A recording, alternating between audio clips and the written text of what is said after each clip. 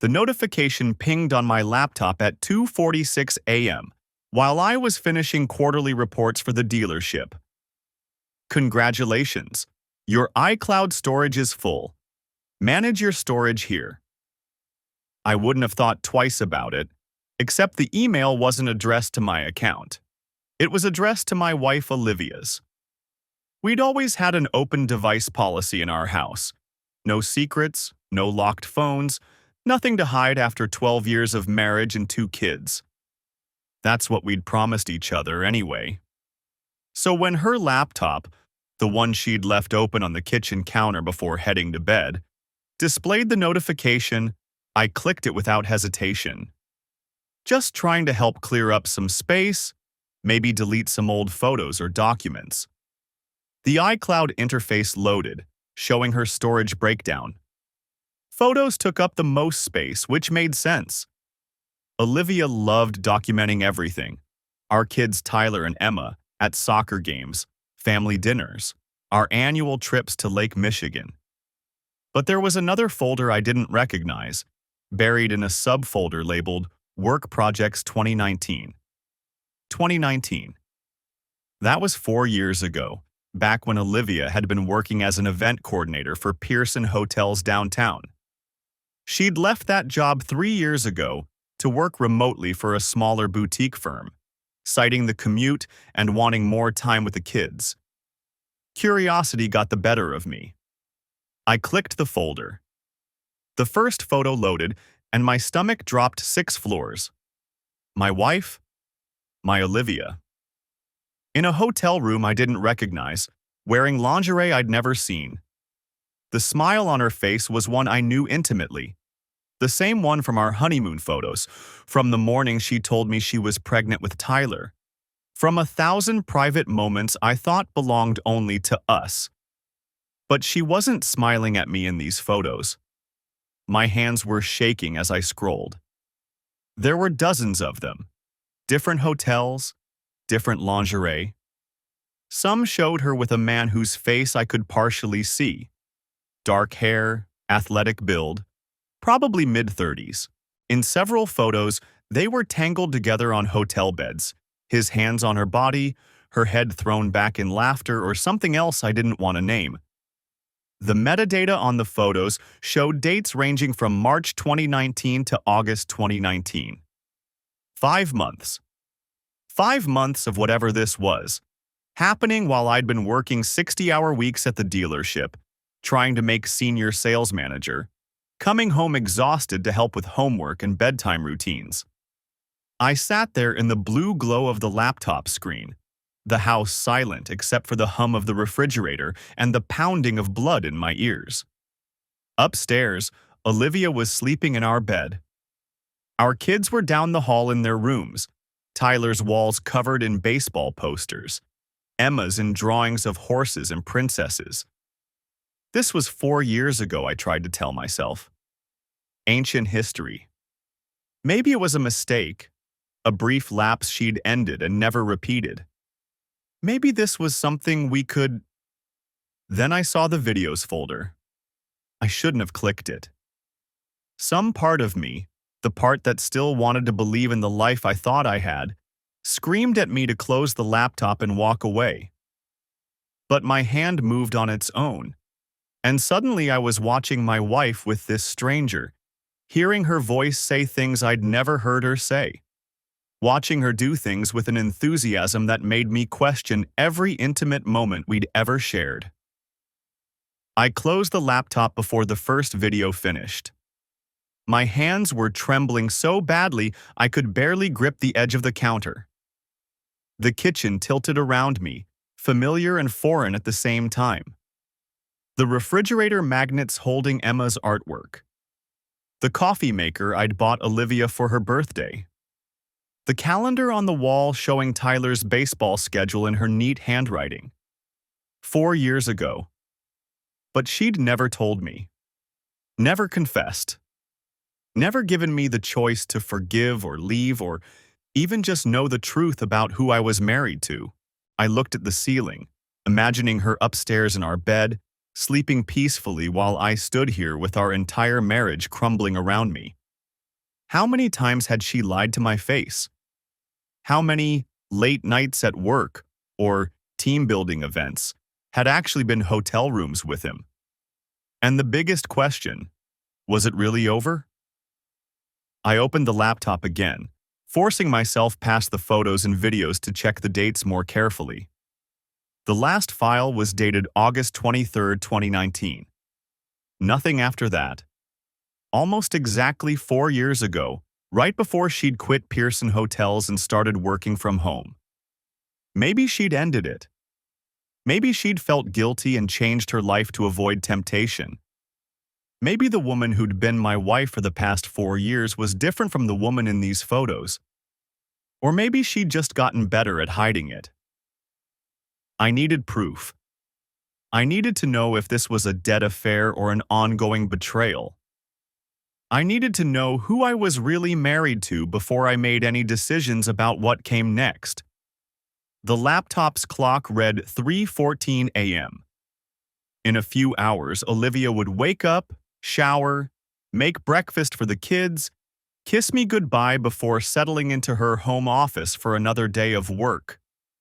She'd smile at me the same way she'd smiled at him in those photos, and I'd have to smile back, pretending everything was fine until I knew the full truth. I grabbed my phone and started taking screenshots of everything. Every photo, every video thumbnail, every date stamp. If this was going to end our marriage, I needed documentation. If it wasn't over, I needed proof. And if she thought she could keep this secret forever, she was about to learn exactly how wrong she was. The next morning, I'm standing at the coffee maker when Olivia walks in wearing her workout clothes. Black leggings, purple sports bra visible under a loose tank top. Her hair pulled back in a ponytail. "Morning," she says, kissing my cheek. I smell mint toothpaste and the coconut scent of her shampoo. "You're up early." Couldn't sleep. Not a lie. I'd been upstairs by 4, lying next to her in the dark, my phone full of screenshots burning a hole in my pocket. "I've got training at 6:30, she says, pulling a protein shake from the refrigerator. "Should be back by 8. Training. The word makes my jaw clench. With Jessica, right? Yep. She doesn't hesitate, doesn't blink. She's really pushing me hard on leg day. Jessica, her supposed personal trainer. Female, according to every story Olivia's told me over the past 3 months. Jessica, who motivates her. Jessica, who understands her fitness goals. Jessica, who she's bonded with like a sister. I've never met Jessica. How long have you been working with her again? I ask, keeping my voice casual. Since January. Why? She glances at me while stretching her hamstring against the counter. Just curious. You never talk about her much. There's not much to tell. She's professional, knows her stuff. Olivia checks her watch. I should get going. Don't want to be late. I watch her grab her gym bag from the mudroom. The same bag she's been carrying 3 mornings a week for months. Which gym again? She pauses in the doorway. Just for a second. Power Zone, the one on Riverside Drive. Right. Have a good workout. The door closes behind her. I count to 60, then grab my keys. Power Zone. Fitness sits in a strip mall between a nail salon and a tax preparation office. The parking lot is nearly empty at 6:20 in the morning, just a handful of cars scattered near the entrance. Olivia's white Honda CR-V is parked in the back corner, away from the overhead lights. I pull into a spot across the street at the Dunkin' Donuts, where I have a clear view of the gym's front entrance. My hands are shaking again, just like they were last night when I found the photos. I order a black coffee from the drive-thru and settle in to wait. 6:30 comes and goes. The gym's lights are on, and through the large front windows I can see a few people on treadmills, someone at the weight rack. Normal morning workout crowd. At 6:45, a silver Audi pulls into the lot. A man gets out. Tall, dark hair, athletic build. Even from this distance, something about him looks familiar. He doesn't go through the front entrance. Instead, he walks around the side of the building toward what looks like a service door. My stomach tightens. I wait another 10 minutes. 15. The morning crowd starts to thin out. By 7:20, only 2 cars remain in the lot besides Olivia's and the Audi. By 7:40, those are gone too. The gym closes at 8 on weekday mornings, reopening at 4 in the afternoon. I looked it up last night while Olivia slept. At 8:05, a guy in a Power Zone polo shirt walks out the front entrance, locks the door behind him, and drives away in a beat-up Ford Ranger. The lights inside go dark, except for one section in the back. A faint glow, barely visible from the street. I should leave. I should drive home, confront Olivia when she gets back, throw the evidence in her face and demand the truth. Instead, I get out of my car and cross the street. The front door is locked, but the building has windows along the side, high up, probably for ventilation. I walk around to where the Audi is parked. The service door is solid metal, no window. But there's a dumpster enclosure nearby, and when I climb onto the concrete wall, I can just barely see through one of the high windows. The back section of the gym. Some kind of private training area with mats, free weights, a bench press setup. And in the middle of it, on one of the mats, my wife is with him. They're not working out. She's in his lap, his hands on her waist, her tank top on the floor beside them. They're kissing like they're trying to consume each other. His mouth moves to her neck and she arches back, her fingers in his hair. I watch for maybe 30 seconds before my vision goes red at the edges. Before the rage hits so hard I have to grip the top of the concrete wall to keep from falling. This isn't 4 years ago. This isn't ancient history. This is now. This is this morning, while I'm supposed to be home getting our kids ready for school. I pull out my phone. My hands are steadier now, steadied by fury. I take photos through the window. 3, 4, 5 shots. The angles aren't great, but they're clear enough.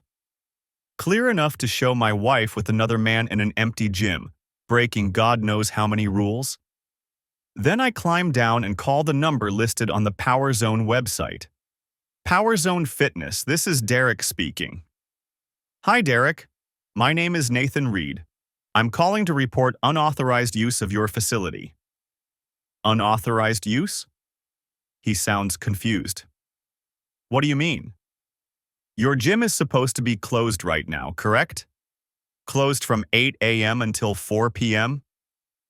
That's right. We're not open for, well, there are currently 2 people inside using your equipment. I'm standing outside right now. They appear to have accessed the facility through the service entrance. A pause. Are you sure? All our staff should have clocked out by 8:15. I'm positive. There's a silver Audi parked in your lot and I can see lights on in the back training area. I have photos if you need proof. Jesus, I hear typing in the background. Okay, I'm the owner. I can be there in 15 minutes. Don't go anywhere. I'll be waiting. I hang up and lean against my car. My heart is pounding, but my mind feels clear for the first time since that notification pinged at 2:47 a.m. No more questions. No more wondering if it's really over, if she's really changed. She's been lying to me every single morning for 3 months. Jessica, the personal trainer, doesn't exist. What exists is this: stolen hours in an empty gym with a man whose name I still don't know. But I'm about to find out. Derek arrives in 12 minutes, driving a black pickup truck with the Power Zone logo on the side. He's maybe 50, balding, with the build of someone who's spent his life in gyms. You, Nathan? He asks, getting out. That's me. Show me the photos. I hand him my phone. He scrolls through them, his expression darkening with each image. Son of a... He stops himself. That's one of my trainers, Kevin Briggs. He has a key to the service entrance for early morning private sessions, but those are supposed to be scheduled and logged, and we sure as hell don't do sessions during closed hours. Kevin Briggs. Finally, a name.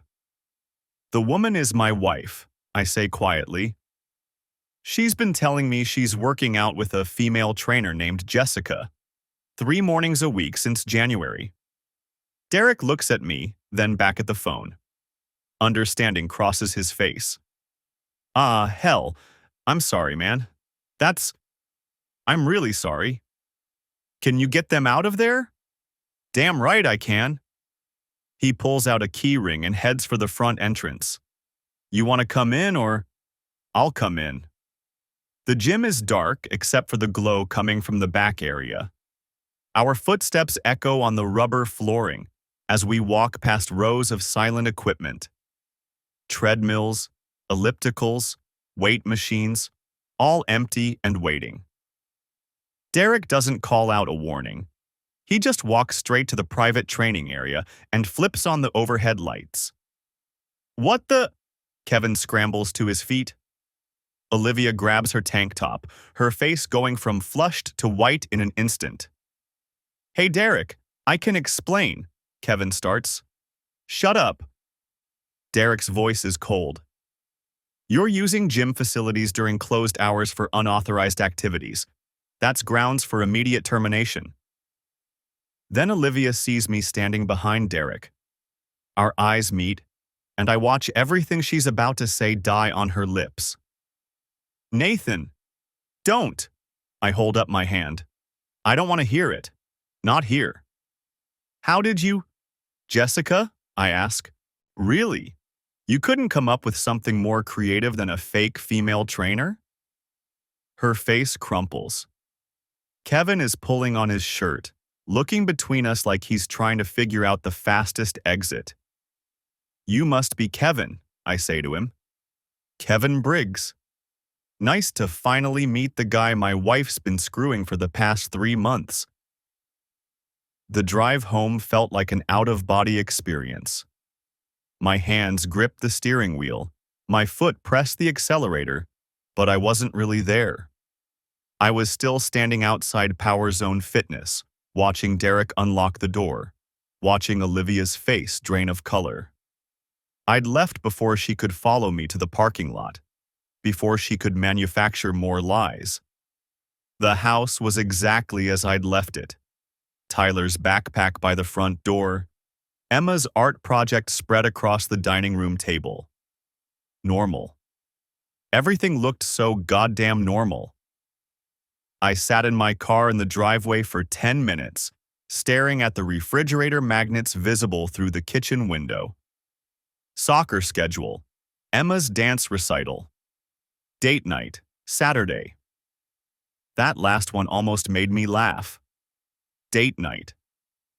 We'd actually circled it in red marker 2 weeks ago, like we were some couple working on their marriage. Maybe we should have been. My phone buzzed. Olivia. I didn't read it. Then another. And another. I turned the phone face down on the passenger seat and went inside. Tyler found me in the kitchen 20 minutes later, pouring my 3rd cup of coffee, even though my hands were already shaking. Dad, you're home early. I turned. He was wearing his Cubs jersey, the one Olivia had bought him for his birthday. Everything in this house had her fingerprints on it. Every choice, every decoration, every routine. Finished up early, I said. Thought I'd surprise you guys. Mom texted. She said she's running late at the gym. He grabbed a juice box from the fridge. Can you take me to Aiden's? We're working on our science project. She's running late at the gym. Already coordinating her story. Already managing the narrative. Sure, buddy. Give me 10 minutes. He disappeared upstairs and I finally looked at my phone. 17 missed calls, 23 text messages. I opened them. Nathan, please. Let me explain. It's not what you think. Please don't do this. Think about Tyler and Emma. That last one made something cold and sharp twist in my chest. Think about Tyler and Emma. Like I was the one destroying our family. Like I was the one who'd been screwing around in an empty gym while our kids were at school. I typed back, "Don't come home yet. I need time." 3 dots appeared immediately. Disappeared. Appeared again. How much time? I don't know. Nathan, please. We need to talk. Not today. I blocked her number. Then I felt sick about it and unblocked it. Then blocked it again. Aiden's mom, Jennifer, met us at the door with her usual cheerful smile. Nathan, twice in 1 week, we're spoiled. Coffee. Can't stay, but thanks. I watched Tyler disappear into the house with Aiden, their voices already animated about volcanoes or solar systems or whatever 12-year-olds built models about these days. Jennifer leaned against the doorframe. You okay? You look rough morning. Well, the boys will be busy for a few hours if you need to catch up on sleep or whatever. She paused. Olivia mentioned you've been working crazy hours lately. Senior sales manager position, right? My wife had been chatting with the neighbors about my career while she was sleeping with her trainer. Yeah, something like that. Well, don't work too hard. Life's too short, you know. She smiled, completely oblivious. I'll text you when they're done. I drove aimlessly for 20 minutes before I realized I was heading toward my brother's place. Andrew took one look at my face and handed me a beer. It's 11 in the morning. I know what time it is. He sat across from me at his kitchen table, the same table where we'd played poker last month, where Olivia had laughed at my terrible bluff and stolen my chips. She'd kissed my cheek and called me predictable. Predictable. Right. Talk, Andrew said. So I did. I told him everything, the iCloud discovery, the 2019 affair, this morning at Power Zone. I showed him the photos I'd taken through the gym window. Showed him the screenshots from 4 years ago, still saved on my phone from that first terrible night. Andrew didn't interrupt. He just listened, his expression getting darker with every detail. When I finished, he was quiet for a long moment. Jesus, Nate. Yeah. And you're sure about the trainer? That it's the same guy from before? No, I don't know. I pulled up the old photos, zoomed in on the faceless man from 2019. Dark hair, athletic build. Then the shots from this morning, Kevin Briggs through the gym window, his hand on Olivia's waist. Could be, or she's just got a type. Does it matter? I don't know, maybe. I drained half the beer. If it's the same guy, she's been lying for 4 years. If it's someone new, she's just doing it again. Both options suck. Thanks for that insight. Andrew grabbed his own beer. What are you going to do? I don't know. Divorce? The word hung there between us. Divorce, the end of 12 years, the end of Tyler's intact family, Emma's sense of security, the end of everything we'd built. Probably. You need a lawyer. I know. Like today, before she empties the bank accounts or starts moving money around. I hadn't even thought about that. Money. Assets. The house. Jesus Christ, we'd just refinanced 6 months ago. We'd stood in the bank together, signing papers, planning our future. I'll call someone tomorrow. Call someone today. Andrew's voice went hard. I'm serious, Nate. You're thinking about her feelings, about being fair, About not overreacting. She's probably already called a lawyer herself. She doesn't even know I'm... She knows. Trust me. She knows exactly where this is headed. He pulled out his phone. My buddy Greg's wife used Patricia Yates when they split. She's supposed to be good. Want the number? I nodded. Took the number. Stared at it on my phone screen like it was a detonator. Patricia Yates had an opening at 3 o'clock. Lucky timing, her assistant said. We just had a cancellation. Lucky. Right. I picked Tyler up from Aiden's at 2:30. He chattered about their project the whole drive home. Something about tectonic plates and papier-mâché. I made the right sounds, asked the right questions, but I wasn't really hearing him. Emma was watching cartoons when we got home. She ran to hug me, her small arms tight around my waist. Where's Mom? She'll be home later, sweetheart. Is she still at the gym? My daughter's innocent question. She had no idea that her mother's gym time had been a lie for weeks, months, however long this had been going on. Yeah, baby, still at the gym. I made them lunch, grilled cheese and tomato soup, Emma's favorite. Tyler complained that the cheese wasn't melted enough. Emma wanted hers cut into triangles, not rectangles. Normal complaints.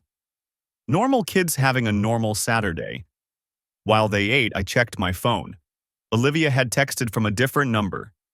Please, I know you're angry, but we have to talk about this. The kids need both of us.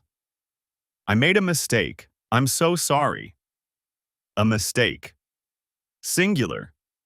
Like this morning was an isolated incident. Like I hadn't seen 4 years' worth of evidence to the contrary. I didn't respond. At 2:45, I told the kids I had to run an errand. Tyler barely looked up for his tablet. Emma made me promise to bring back ice cream. Chocolate chip, she said seriously. Not vanilla. Chocolate chip. Got it. I kissed the top of her head and tried not to think about how many more Saturday afternoons like this we had left. Patricia Yates's office was in a converted Victorian house downtown. All dark wood and leather furniture. Professional. Expensive looking. She was younger than I expected, maybe 40, with sharp eyes and a firm handshake. Mr. Reed, thank you for coming in on short notice. She gestured to a chair across from her desk. I understand you're dealing with a difficult situation. That's one way to put it. She smiled slightly. Why don't you tell me what's going on? So for the second time that day, I laid it all out. The discovery, the evidence, this morning's confrontation. She took notes, asked clarifying questions, her expression neutral throughout. When I finished, she set down her pen. Okay, first things first. Do you have copies of everything? The photos, the videos, the timestamps? All backed up. Multiple locations. Good. Don't delete anything from the original sources, but make sure you have secure copies she can't access. She pulled out a legal pad. Now, I need to ask some hard questions. Are you certain you want to pursue divorce? Was I certain? I'd been married for 12 years. I had 2 kids who loved their mother. I had a house, a life, a future I'd planned. But I also had photos of my wife with another man. Multiple men, maybe. Years of lies. Yes. Have you told your wife you're filing? No. Good, don't. Not yet. She made another note. Illinois is a no-fault state, so the affair itself won't impact the divorce proceedings significantly. But it might affect custody arrangements if we can demonstrate a pattern of deception, or if her behavior has impacted the children. The kids don't know anything. Let's keep it that way for now. She looked up. I'm going to be direct with you, Mr. Reed. This is going to be hard. Divorce is always hard, but when there's infidelity involved, Emotions run high. You need to stay calm, stay focused, and don't do anything that could be used against you later. Like what? Like confronting the affair partner. Like posting about this on social media. Like draining bank accounts or hiding assets. She paused. Like blocking your wife from seeing her children. I wouldn't. I know. But anger makes people do things they wouldn't normally do. I've seen it 100 times. Her voice softened slightly. You seem like a good man in a terrible situation. Let's make sure you come out of this in the best position possible. For you and for your kids. I nodded. She spent the next 30 minutes outlining next steps. Documentation. Financial records. Temporary custody arrangements. Filing timelines. It all felt surreal. Clinical. Like we were discussing someone else's life falling apart. When I left her office at 4:15, I had a folder full of papers and a court date 6 weeks out. I also had a text from Olivia's new number. I'm outside the house. Please let me in. We need to talk. The house felt different when I pulled into the driveway at 4:47 p.m. Same 2-story colonial with the basketball hoop Tyler never used and the flower beds Olivia tended every spring. But now I knew what those Tuesday, Thursday, and Saturday mornings really meant. Every time she'd kissed me goodbye in her workout clothes, every time she'd come home flushed and showered, claiming she'd pushed herself extra hard with Jessica. Jessica, who didn't exist. I sat in the car for a full minute, watching the living room window. The curtains were open. Inside, I could see Emma's backpack on the couch. She always dropped it there, despite us asking her not to. Normal. Everything looked so goddamn normal. My phone buzzed. Andrew. You good? About to go in, I typed back. Want me there? No, need to do this alone. 3 dots appeared, then disappeared. Then, call me after. Love you, brother. I pocketed the phone and grabbed my briefcase. The evidence was backed up in 4 separate locations now, like Patricia had advised. Cloud storage, external hard drive, email to myself, and copies with her office. Olivia couldn't make this disappear even if she tried. The front door was unlocked. I could hear the TV in the family room. Some cartoon Emma liked. Tyler's voice carried from upstairs, talking to someone on his gaming headset. Regular Tuesday afternoon in the Reed household. Olivia appeared from the kitchen, dish towel in her hands. She'd changed out of whatever she'd worn to the gym. Now she had on jeans and one of my old college sweatshirts, the one she'd claimed years ago. Her hair was damp. Hey, she said. Her smile didn't quite reach her eyes. You're home early. I set my briefcase down carefully. We need to talk. Something flickered across her face. Fear? Guilt? She glanced toward the family room where Emma was watching TV. Okay, let me just... Now, Olivia? She froze. I never used that tone with her. In 12 years of marriage, I'd never been the guy who made demands or issued ultimatums. We talked things through. We compromised. We were partners. Emma, honey, Olivia called, her voice steady despite the way her knuckles had gone white around the dish towel. Can you watch TV in your room for a bit? Daddy and I need to talk about grown-up stuff. Do I have to? Yes. Take your iPad. Emma grumbled but gathered her things. I waited until I heard her bedroom door close upstairs, then Tyler's voice resuming his game commentary. Just us now. Olivia set the dish towel on the banister.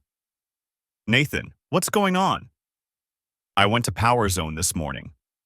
The color drained from her face, just drained right out, like someone had pulled a plug. She grabbed the banister for support. I saw you, I continued. My voice sounded strange to my own ears, flat, emotionless. With Kevin, the personal trainer who definitely isn't Jessica. Nathan, I called Derek, the owner. He was very interested to know someone was using his facility after hours without permission. I pulled out my phone, pulled up the photos I'd taken through the window. I documented everything. Time-stamped photos. Your car in the lot. Both of you inside. She reached for the phone, but I pulled it back. They're backed up, I said. Multiple locations. You can't delete them. I wasn't. She stopped, swallowed hard. Can we sit down, please? I'd rather stand. Nathan, I can explain. Can you explain the 2019 affair too? I watched her face. The one from when you worked at Pearson Hotels, March through August? The one I found evidence of 2 weeks ago? If she'd been pale before, now she looked like she might actually pass out. She sank onto the stairs, her legs apparently giving out. You've known for 2 weeks? I found the photos in your old iCloud backup. Hotel rooms. Some guy I don't recognize. 5 months worth of documentation that you helpfully saved in a folder labeled Work Projects 2019. Oh God, she put her face in her hands. Is it the same guy? Kevin? Is he the one from 2019? No. Her voice was muffled. No, that was someone else. Somehow that was worse. 2 different men. 2 separate betrayals. How long? I asked. With Kevin. How long has it actually been going on? She looked up at me, mascara already starting to run even though she hadn't fully started crying yet. Since November. November. Not January when she'd told me about the personal trainer. November. 4 months she'd been lying, not 2. And the guy from 2019? It ended when I quit Pearson. I swear, Nathan, it ended when you quit or when you got caught. I cut her off. Because you didn't quit, Olivia. You told me you wanted to go remote, wanted more time with the kids. But that's not why you left, is it? She shook her head slowly. His wife found out. She worked in accounting at Pearson. She threatened to tell you, to tell everyone. I had to leave. His wife. There was a whole other family caught up in that mess. Other people whose lives Olivia had helped destroy. So you ran away, I said. Came home to your safe little family. Played the devoted wife and mother. And I believed you. When you said you wanted to be home more, wanted to focus on us, I thought, I had to stop, had to breathe. I thought we were getting stronger. We were. Nathan, we were. That year after I quit, we were good. We were really good. Until November.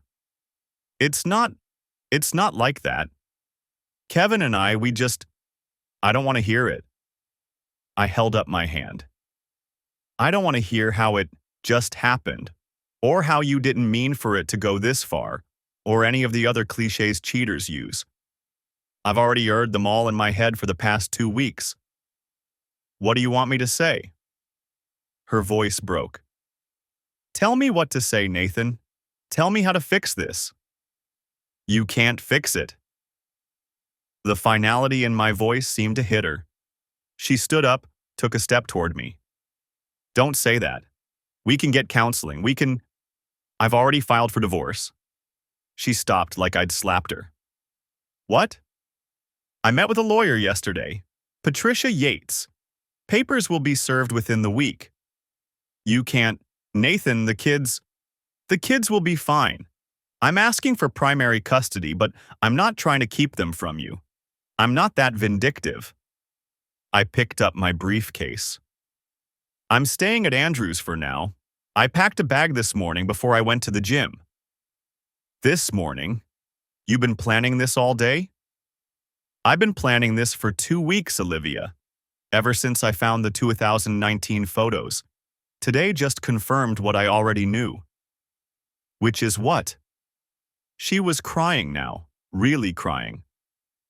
that you're not who I thought you were, that our marriage isn't what I thought it was, that I can't trust a single thing you say. I headed for the door. I'll be back tomorrow to talk to Tyler and Emma. We'll tell them together. Keep it simple. Mommy and Daddy need some time apart. Still love them very much, not their fault. All the standard lines.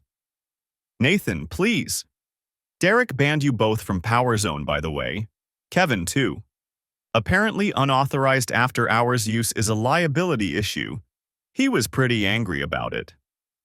I paused with my hand on the doorknob. Oh, and he mentioned he'd be discussing it with his staff. So that'll be fun for you. Your affair becoming gym gossip. You did that on purpose. Her voice had gone hard. You wanted to humiliate me. I turned back to look at her. Really look at her. This woman I'd loved for 12 years, who I'd built a life with, who'd given me 2 beautiful children, who'd destroyed everything. No, I said quietly. I wanted to stop you from using that gym to cheat on me. The humiliation is just a natural consequence of your choices. I walked out before she could respond. The next morning, I woke up on Andrew's couch with my phone vibrating against my chest. 7 missed calls from Olivia. 12 text messages. I didn't read them. Instead, I showered in Andrew's cramped guest bathroom and put on the same clothes from yesterday. My reflection looked like someone had hollowed me out and forgotten to fill the space back in. Dark circles, 3-day stubble, eyes that had seen too much. Coffee's ready, Andrew called from the kitchen. I found him scrambling eggs, still in his pajama pants and an old college t-shirt. He'd taken the day off work without me asking. That's what brothers do, I guess. Show up when your life implodes. You need to eat something, he said, sliding a plate across the counter. I need to pick up the kids at 3. Nathan, eat. I managed half the eggs before my stomach rebelled. The coffee went down easier, black, scalding, bitter enough to match my mood. My phone buzzed again. This time, a voicemail notification. You should listen to it, Andrew said. Know what you're walking into. I put it on speaker. Olivia's voice filled the kitchen, shaky and desperate. Nathan, please. Please just talk to me. I know you're angry. I know I messed up. But we can fix this. We have to fix this. The kids need both their parents. I need you to come home so we can discuss this like adults. Please. I love you. I've always loved you. The message ended. Andrew stared at his coffee. She's scared. Good. I'm not saying you should forgive her. I'm saying scared people do unpredictable things. I thought about that. About Olivia cornered, desperate, realizing she was about to lose everything. Would she try to turn the kids against me? Claim I was the one who abandoned them? Paint herself as the victim? Patricia had warned me about this. Document everything. Every conversation, every interaction. Assume she's building her own case. I'm recording our talk today, I said. The one where we tell Tyler and Emma. Andrew nodded slowly. Your lawyer okay with that? Illinois is a one-party consent state. I only need my permission. Jesus, Nathan, you sound like a prosecutor. I sound like someone who trusted his wife for 12 years and got played for a fool. The words came out harder than I meant them. Andrew didn't flinch, just refilled my coffee and let the silence settle between us. At 2:30, I drove back to the house. My house. The place I'd paid the mortgage on for 8 years while Olivia decorated it with throw pillows and family photos and the carefully curated fiction of our happy marriage. Her car was in the driveway. I'd expected that. What I hadn't expected was Kevin Briggs's gray Honda Civic parked on the street 2 houses down. My hands tightened on the steering wheel. The audacity. The sheer, breathtaking audacity of having him here, now, while we were supposed to be preparing to tell our children their parents were getting divorced. I pulled out my phone and took 3 photos of his car, making sure the license plate was visible.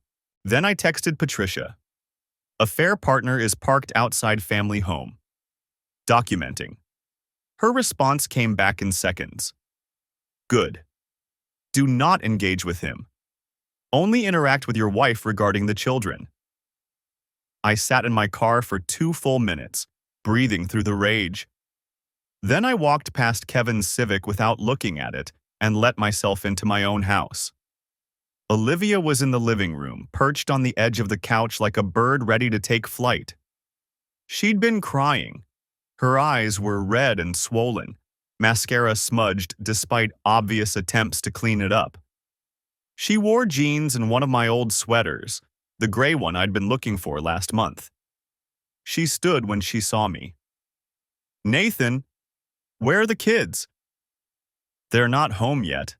The bus doesn't come until 3:15, you know that. I did know that. I just needed something to say that wasn't, get out of my house, or your boyfriend is parked outside like some kind of stalker. We need to talk before they get here, Olivia said. Her voice trembled. Please, just 5 minutes. There's nothing to talk about. Nathan, I made a mistake. I know I did. But we can get through this. We can go to counseling. We can… Which mistake? The question came out cold. Kevin? Or the guy from 2019? Or are there others I haven't found yet? She flinched like I'd slapped her. It was only those 2, I swear. And the thing with the other one, that was years ago. We worked through it. We moved past it. We didn't work through anything. You lied to me for 4 years. Because I knew you'd react like this. Her voice rose, desperate. I knew you'd never forgive me. Never give me a chance to explain. Explain what? Explain how you looked me in the eye every single day and lied? How you let me think we were solid while you were sleeping with someone else?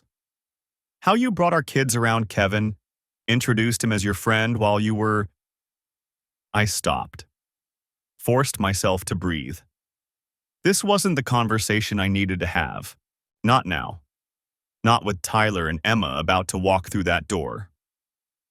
Is Kevin outside? I asked. Olivia's face went pale. He just wanted to make sure I was okay. Tell him to leave, now. Or I'm calling the police and reporting him for harassment.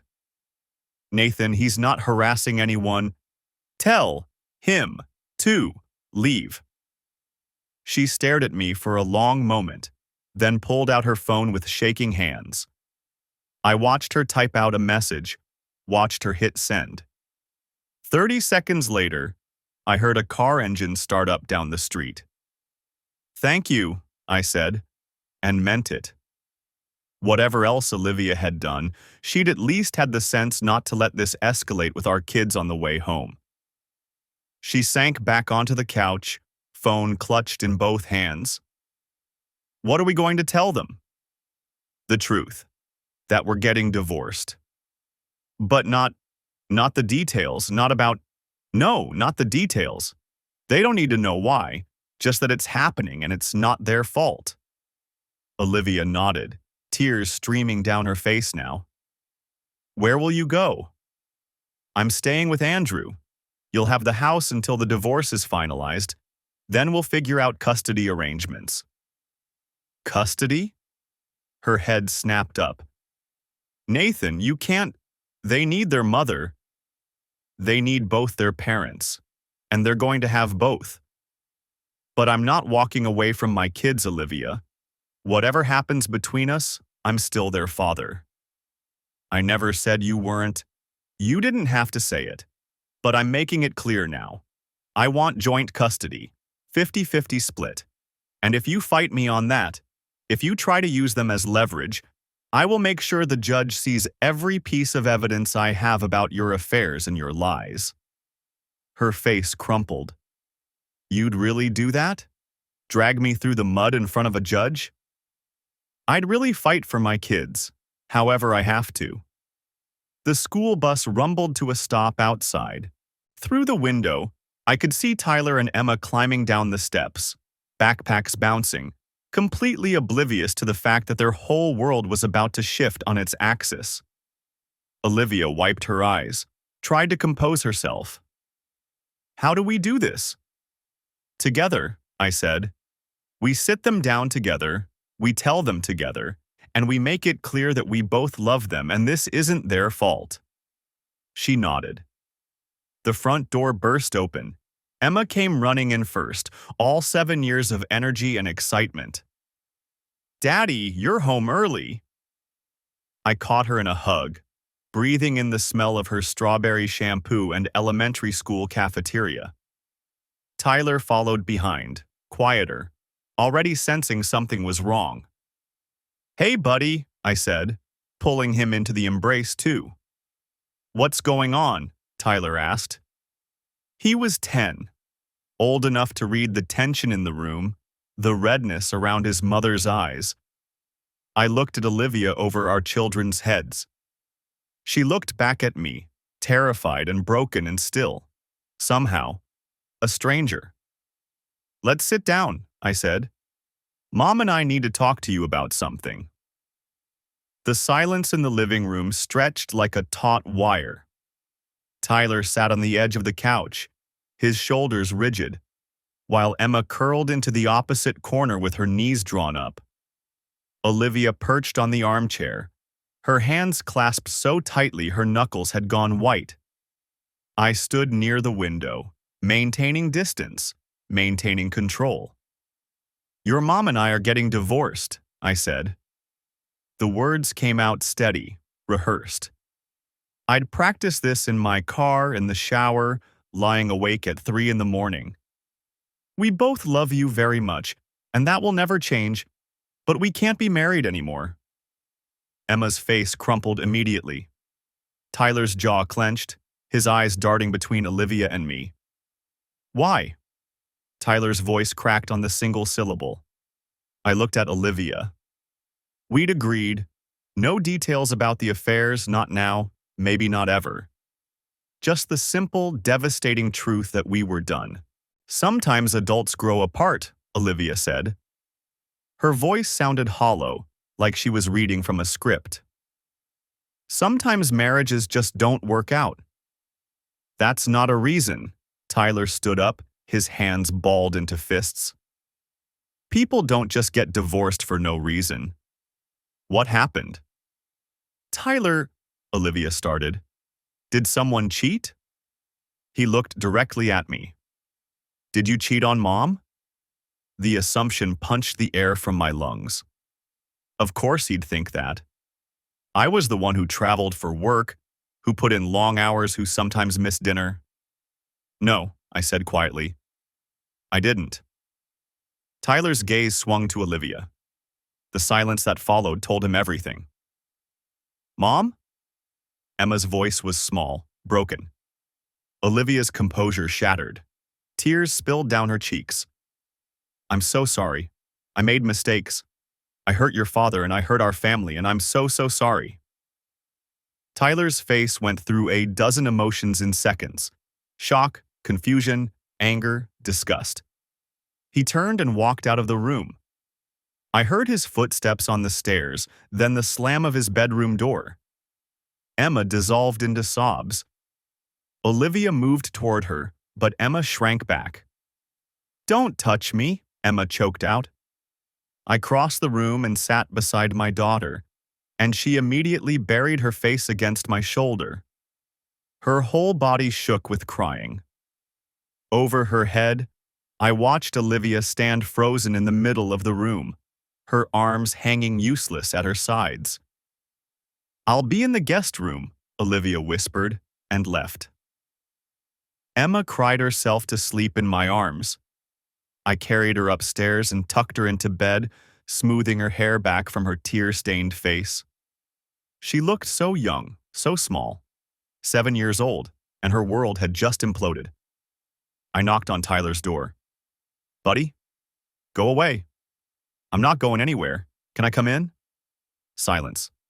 Then, whatever. He was sitting on his bed, his baseball glove in his lap, turning it over and over in his hands. I sat in his desk chair, giving him space. I know you're angry, I said. I'm not angry. His voice was flat, emotionless, worse than anger. I just don't understand how she could do that, how she could lie to us every day. I don't understand it either. Is that why that guy was here earlier, the one in the truck? My stomach dropped. You saw him? I was looking out the window when he pulled up. Mom went outside and talked to him. Tyler's hands stilled on the glove. Is he the one she? Yeah.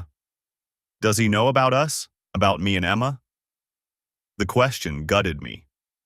My 10-year-old son, worried about whether his mother's affair partner knew he existed.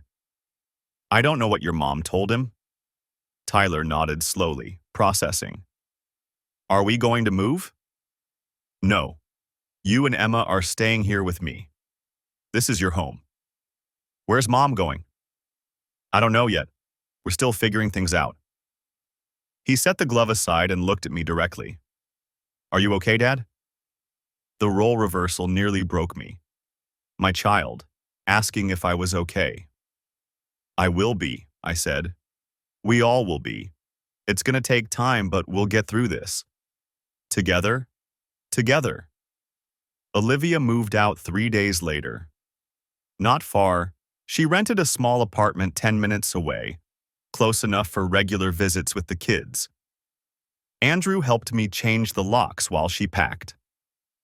I stood in the bedroom doorway and watched her fill suitcases with clothes, toiletries, the framed photo of her parents that always sat on her nightstand.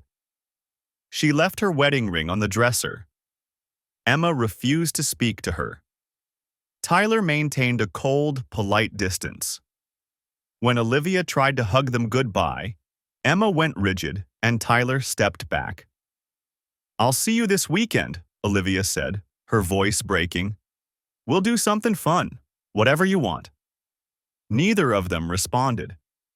After she left, the house felt different. Emptier, but also cleaner somehow, like a wound that had been lanced. Patricia called 2 days later. Kevin Briggs filed a restraining order request against you, she said without preamble. Claims you've been harassing him. I almost laughed. I haven't contacted him once since the gym. I know. The judge denied it. But Nathan, this tells us he's rattled. He's worried about what you might do. I'm not going to do anything. He's not worth it. Good. Keep that mindset. I also heard from Olivia's attorney. She's requesting joint custody, 50-50 split. My hand tightened on the phone. No. I expected that response. We'll push for primary custody with you. Supervised visitation for her initially. Given the circumstances and the children's current emotional state, we have a strong case. Emma won't even look at her. Document that. Document everything. Their reactions. Any attempts at contact. How they're coping. Keep a journal. It'll matter in court. After we hung up, I started a new document on my laptop. March the 17th.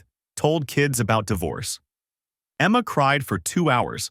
Tyler asked if I was okay. March 20th. Olivia moved out. Emma refused goodbye hug. Tyler remained distant. The words looked stark on the screen. A chronicle of a family breaking apart. Work became my refuge. I threw myself into sales numbers, inventory reports, customer follow-ups. Anything to occupy my mind during the hours the kids were at school. My boss, Janet, called me into her office a week after Olivia left. Nathan, I'm worried about you. I'm fine. My numbers are good. Your numbers are excellent. You're working 12-hour days. That's the problem. She leaned back in her chair. Take some time off. Be with your kids. The dealership will survive without you for a few days. I need to work. You need to process what you're going through. Trust me, I've been divorced. Twice. Burying yourself in work doesn't make it hurt less. It just delays the pain. I left her office and sat in my car in the parking lot, staring at nothing. My phone buzzed. A text from Tyler's school. Tyler Reed was involved in a physical altercation during lunch. Please call the principal's office. Tyler sat in the chair outside Principal Wagner's office, his right eye swelling, his knuckles scraped raw. A larger kid, 8th grade maybe, sat across from him with a bloody nose. What happened? I asked. He called Mama, Tyler's voice caught. He said something about her. I hit him. Principal Wagner emerged from his office, a tall man with graying hair and a perpetually tired expression. Mr. Reed, thank you for coming. Let's talk in my office. The other boy's mother arrived, a harried-looking woman in scrubs who immediately started fussing over her son. I followed Wagner inside. Tyler's normally a good kid, Wagner said, settling behind his desk. Never had a problem with him before, but he threw the first punch, and we have a zero-tolerance policy for violence. What did the other boys say to him? Wagner hesitated. According to witnesses, he made a crude comment about Mrs. Reed, something he'd apparently overheard his older brother saying. The gym incident has been talked about. The gym incident. Of course. Derek had banned them both, but word had spread. In a community this size, scandal traveled fast. Tyler's going through a difficult time right now, I said carefully. His mother and I are divorcing. I'm sorry to hear that, but I still have to suspend him for 3 days. School policy. I nodded. I understand. Tyler was silent on the drive home. His eye had swollen nearly shut, a vivid purple bruise spreading across his cheekbone. You're not in trouble, I said. Not with me. I shouldn't have hit him. Probably not, but I understand why you did. Everyone's talking about it, about Mom and that guy at the gym. Someone's dad is a member there, and he told everyone what happened. Tyler's voice was thick. They're all laughing about it, saying things. I pulled into our driveway and turned off the engine. People talk, especially about things that aren't their business. It'll die down. Will it? I didn't have an answer for that. 6 months after that school suspension, I stood in my kitchen making pancakes while Emma set the table and Tyler scrolled through his phone. Saturday morning, our routine now. The divorce was finalized 3 weeks ago. Olivia got the apartment, some savings, and alternating weekends with supervised visits that had recently become unsupervised. I got the house, primary custody, and a hollowness in my chest that was slowly, finally, starting to fill in with something other than anger. Kevin Briggs was gone, moved to Arizona according to Tyler, who'd heard it from a friend whose mom still went to Power Zone. Olivia never mentioned him. During our brief, cordial exchanges at pickups and drop-offs, we talked only about the kids, their grades, their activities, the weather. Emma had started speaking to her mother again around month 4. Short sentences at first, then actual conversations. She still chose to stay with me on the optional weekends, but the raw hatred had faded into something more complicated. Disappointment, maybe. Or just the sad acceptance that parents are human and humans fail. Tyler was harder. He was polite to Olivia, even kind sometimes, but the closeness they'd had was gone. He'd grown up too fast that day in the living room, and you can't unknow what you know. Dad, can Aiden come over later? Tyler asked, not looking up from his phone. Sure, tell him to be here by noon. Emma poured herself orange juice, slopping some on the counter. Oops. Wipe it up, kiddo. She did, without complaint. Small miracles. My phone buzzed. Andrew. Still on for the game tomorrow. Wouldn't miss it, I typed back. The pancakes were golden brown, slightly crispy at the edges, exactly how the kids liked them. I plated them up and we sat down together, the three of us at our kitchen table. Emma chattered about her upcoming dance recital. Tyler mentioned he might try out for travel baseball. Normal conversation. Normal life. It wasn't the life I'd planned 6 months ago. It wasn't the family I thought I had. But it was real in a way that the old life never was, built on truth instead of the fiction Olivia had maintained for years. After breakfast, I loaded the dishwasher while the kids scattered to their rooms. Through the window, I could see our neighbor trimming his hedges, his wife pulling weeds from their garden. Ordinary people living ordinary lives, probably with their own secrets and struggles hidden behind closed doors. Patricia had told me once that most people never fully recover from betrayal. They just learn to carry it differently. She was right. The anger had dulled to a persistent ache. The shock had faded into grim acceptance. I didn't think about Olivia's affairs every day anymore. Sometimes whole hours passed without the images flashing through my mind. Progress, I suppose. The doorbell rang. Emma thundered down the stairs to answer it. Her friend Madison, here for a playdate. Normal Saturday chaos resumed. Tyler emerged to raid the pantry. The house filled with noise and life and the messy reality of single parenthood. I wasn't happy exactly, but I was okay. My kids were okay. We were learning to be a different kind of family, one built on honesty instead of comfortable lies. And maybe that was enough. That night, after the kids were asleep, I sat on the back porch with a beer and looked at the stars. The same stars that had been there the night I found those photos, the morning I confronted Olivia at the gym, the day we told our children their family was breaking apart. The universe hadn't changed. Only my understanding of it. I thought about the man I'd been 6 months ago, trusting, maybe naive, believing that love and commitment were enough to protect what we'd built. I thought about the man I was now, harder, more cautious, but also more present with my kids, more honest with myself. You can't unknow betrayal. You can't unsee evidence of someone's secret life. But you can choose what you do with that knowledge. You can let it destroy you, or you can let it rebuild you into someone stronger. I chose the latter. Not for Olivia, not even for myself really, but for Tyler and Emma. They deserved a father who could show them that you survive betrayal by facing it head-on, by refusing to let someone else's choices define your worth. The truth had shattered my marriage, but it had also freed me from living a lie.